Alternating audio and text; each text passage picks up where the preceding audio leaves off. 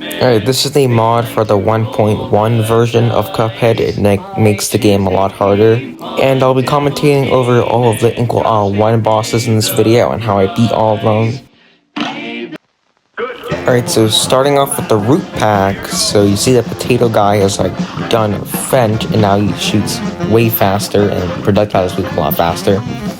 You actually need pretty good timing to jump over all of them without having one of your inputs get devoured, because I'm too used to playing Celeste and being able to buffer my jumps, so just make sure that doesn't happen. But once you get used to it, this phase is pretty easy. One of the most important changes to the mod is that all of the bosses have a lot more health than they usually do, so they're all gonna take more time. See, the potato guy is gonna be here for a little bit.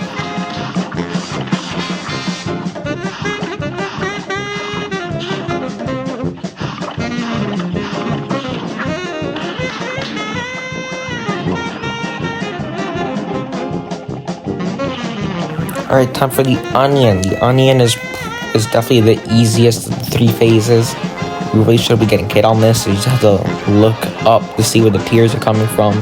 They do move a lot faster, but overall it's pretty easy to dodge. So yeah, see when the carrot comes out.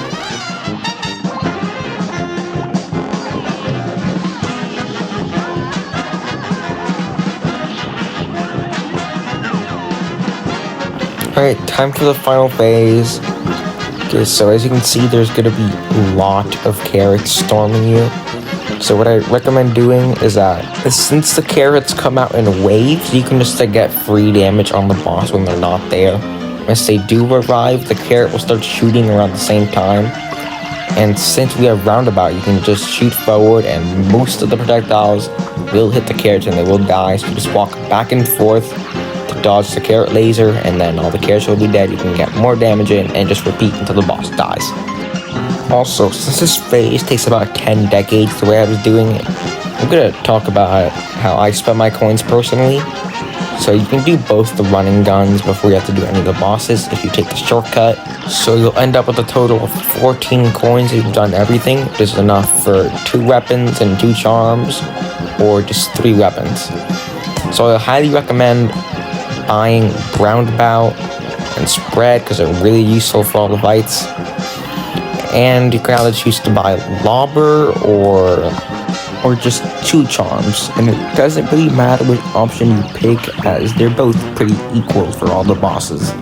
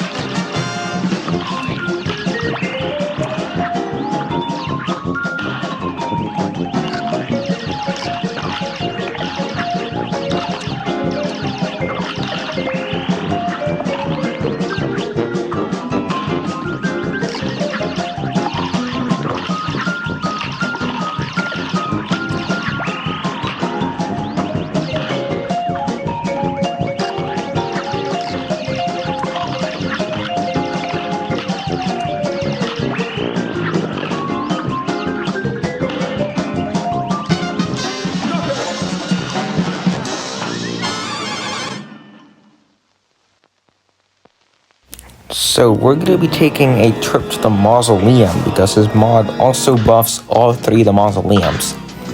If this video does get a part 2, I'm not going to feature the other Mausoleums because this one gives a pretty good representation of what they are. And also this is one of the harder ones because you don't have access to Bee Sugar unless you bought it. And also it just sends out a bunch of the old fast ghosts. I don't have much to say about this one. You can just see me doing it, and it'll give you a good idea on what to do. So yeah, see you when it's over.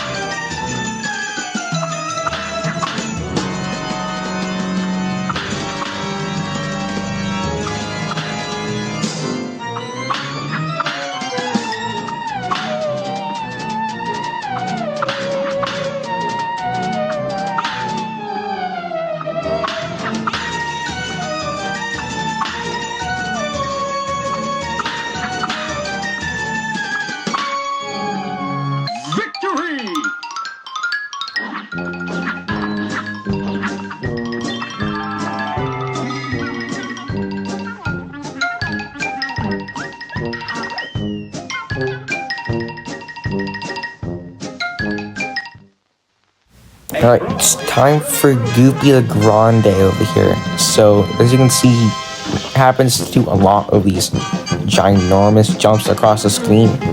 When he does them, I recommend going to where he previously was, as it is very unlikely he's going to land in the exact same spot, because he often either ends up on the other side of the arena, or he ends up on either of the sides of the screen, because sometimes he just forgets to bounce off of them when he's off screen, like he normally does. And also, whenever he does his punch attack, I recommend switching to spread for a little bit, so you can get a bit more free damage, because you really want to go into the next phase as fast as possible, because this phase is definitely the easiest of the three.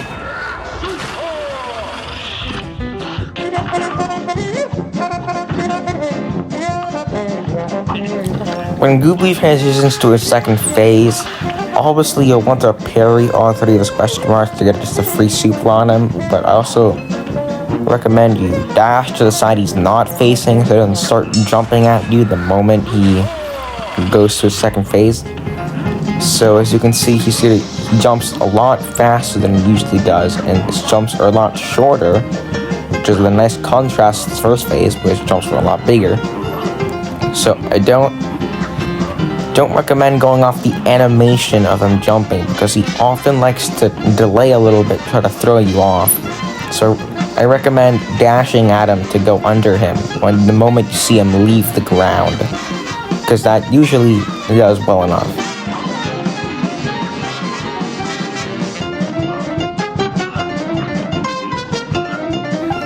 So it's a good idea to swap to spread when he's transitioning to his final phase to get some more damage on him.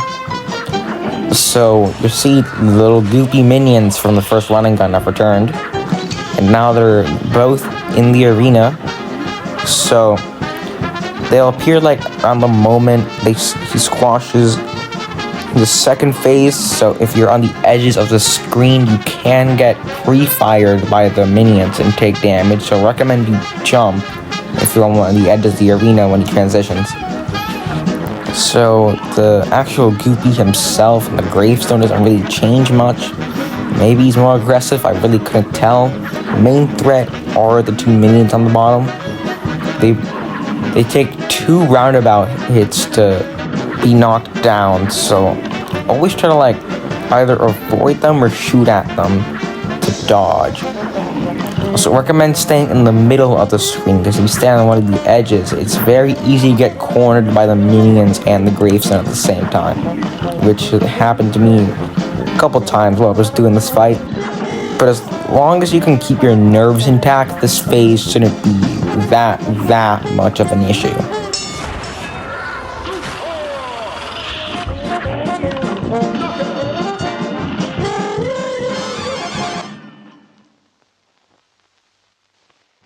Alright, funny story for Cagney Carnation. I actually lost the footage for this fight, so I had to redo it. And in this redo fight, I accidentally got an S rank, so I don't know how that happened. This fight actually has a pretty fun flow state, because he always does the same attacks in the same order, so you can always get into a rhythm with it. I'll cover the seed attack first, because it's definitely the most complicated. So once you see him start the attack, I recommend getting on the floor and start shooting at him diagonally for a little bit, because if you're on the floor, you'll give more room so you can parry the pink seed, because you really do not want the pink seed to land on the ground, because it'll just cause a big inconvenience for the next attack. So once you either parry the seed or it gets past, you can just go back on the top platform and start shooting at him again. Now, once the attack is finished, there's still going to be a bunch of minions crawling around, so I recommend you shoot the closest ones near you to give you more room to dodge, because after the seed attack, Cagney will always do his attack where he charges at you with his head, which will be a lot faster than usual, so you really need to be ready for it every single time. After his charge, he'll go back to doing his little attack where he uses his hands to summon a projectile at you. He has 3 options on what he can do. He can summon the 5 little triangular looking thingies. There's a lot of different ways to dodge, and it will vary on where their previous attack is. So it all comes down to just baiting on the leftmost platform and then juking them out as they get to you. And this one is the hardest of his 3-hand attacks. The second one is the boomerang. It's the easiest of the 3. All you have to do is just duck and you'll be fine. And the middle is the new cloud attack, which it will drift towards your exact position and stay there for a little bit. It can have a pretty uncool combo with the acorn attack, but it's pretty normal. Now I've been talking long enough. The Cagney's already this final phase, though thankfully this one is a lot simpler than the first one. It only has 2 attacks, which is the vine attack, which will happen a lot more often and it's a lot quicker. And his pollen attack, which will be spamming throughout basically the entire rest of the fight. Thankfully, he gives you a lot of parries, which can let you build a lot of super meter. I recommend only using your super after you get a parry so you get enough height, so then you can safely land back on the ground, because I often end up getting spawn camped right after I use a super. So as long as you can, again, control your nerves, because this phase lasts about 10 decades, you should be able to win this fight pretty darn easily. Relatively, of course.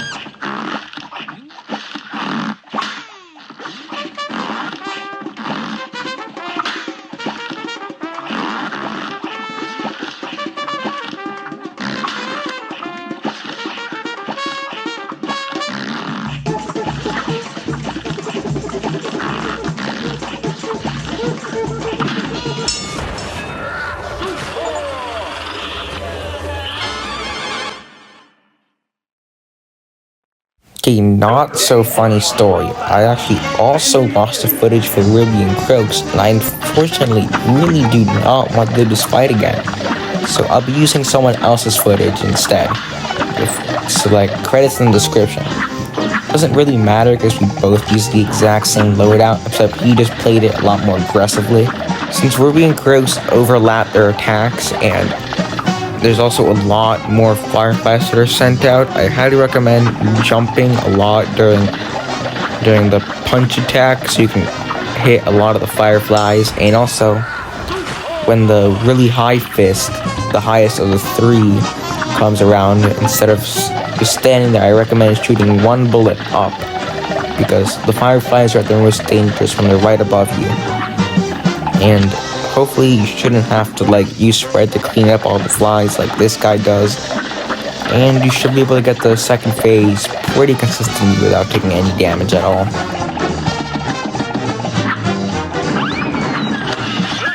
Phase 2 is, in my opinion, a pretty good bit harder than the first phase because it actually has more than 2 attacks in it. So the fan, it's really not much of a threat. You should be pretty used to the fan because it wasn't buffed at all. But the other 2 attacks are a lot stronger, so the fist, they move really fast. So you have to pre-fire a short jump to jump over the first one. And also the balls that go up and down are a lot more awkwardly spaced.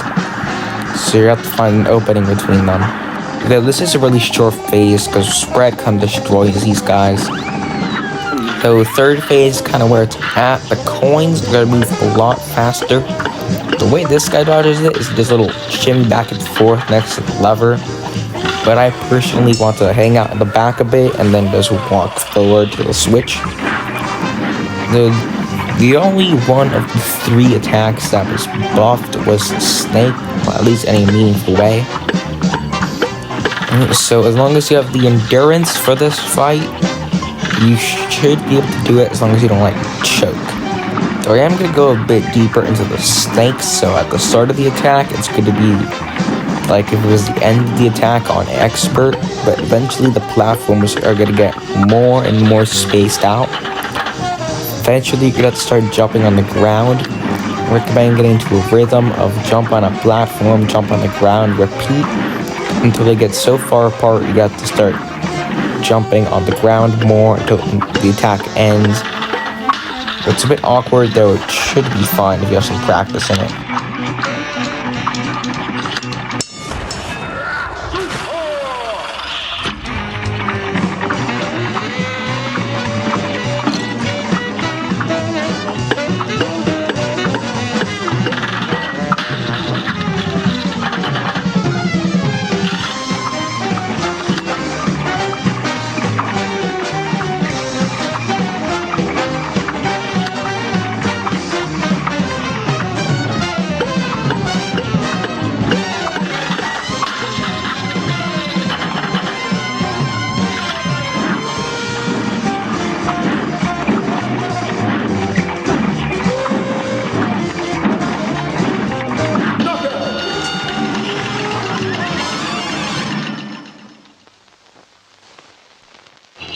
Wow, look, we made it to the final boss of Inkwell 1. Personally, this is my least favorite of all the bosses so far because it can feel really unfair sometimes with the phase transitions. Like, you can sometimes have up to 4 of the small blimps on you at once, which is kind of uncool for the game to do.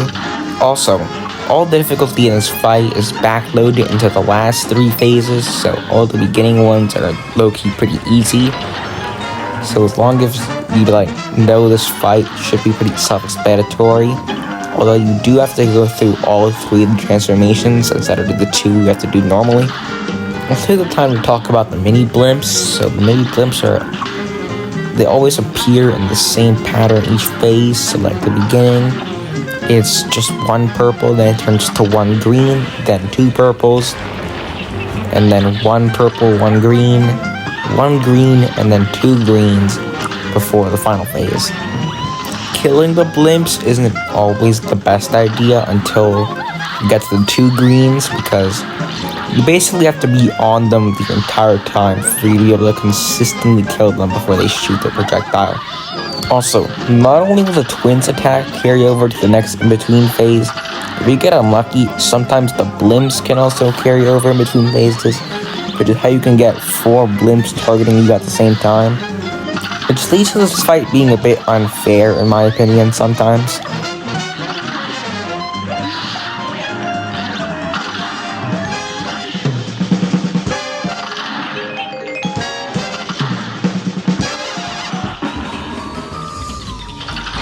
Okay, now we're getting to what is, in my opinion, the hardest phase of the fight, which is the little bow guy. I don't know what his name is. Because not only do you have to deal with having to circle around the stars the entire time with their unpredictable paths, you also have to dodge the stupid flippin' twit that is the green blimp that is going to be there the entire time. I highly recommend saving a nuke for right before the phase starts, so by the time the phase ends, you'll have built up another nuke, so you can deal with the lingering stars and the first 2 green blimps that spawn, which will make the in-between phase until the moon phase really easy, because it will be really short, as long as you make sure to kill the green blimps. Now for final phase, when you get the hang of it, it's not the worst in the world. There's no really drastic changes in this phase, it's just that there's more stars, they move faster, there's more UFOs, yeah, blah blah blah, you get the point. So you just gotta be on your toes to make sure what to do at each moment. Obviously, I want to save your big bullet guys for when her head is extended, so you can do a lot of damage with it. Because it really helps, because all the bosses have more HP. But overall, not the worst phase in the world. With some nerves added on.